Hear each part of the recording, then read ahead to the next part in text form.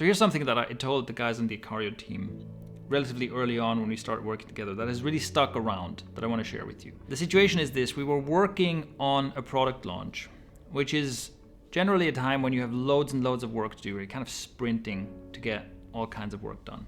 And I saw people making a mistake that I've seen many times before. And it's basically that when you're in a hurry, you're not actually working faster. And what I told the guys is, this is the principle to keep in mind.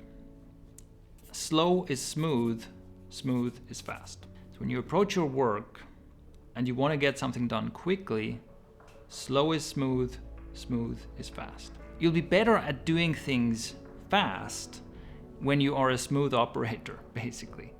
And you can think of this as in very specific, like in physical terms. Okay, one of the things we do, like right now, we're recording a video and you have all this equipment.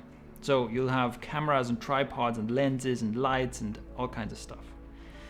And when you're setting up or moving between shots or whatever, you can do this very frantically. You can feel stressed and you can be like fumbling about with stuff and quickly fix this and change this. And it feels like you're fast and it feels frantic. It feels very high paced. But you're not actually fast, because in this frantic mode, what usually happens is there's loads and loads of waste, right? You go, quick, fix this camera. Oh, wait, we're missing the thing. And then you're rushing around to, I'm missing the other thing. And you basically run around the room 3 times to put one lens onto one camera. And so even though you're moving fast the entire time, it would have been much quicker to do the whole thing slow, deliberate. Okay, we need this, we need that, put it together, done, right? That's actually quicker.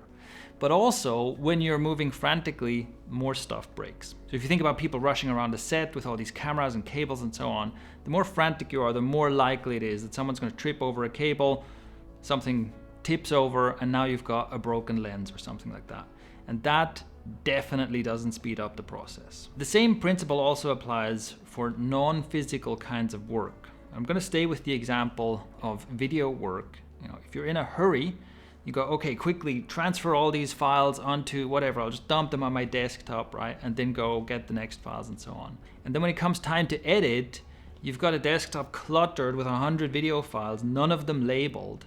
And now you have to somehow sort out this mess. And you might spend an hour or 2 to just get to the point where now you can actually start editing.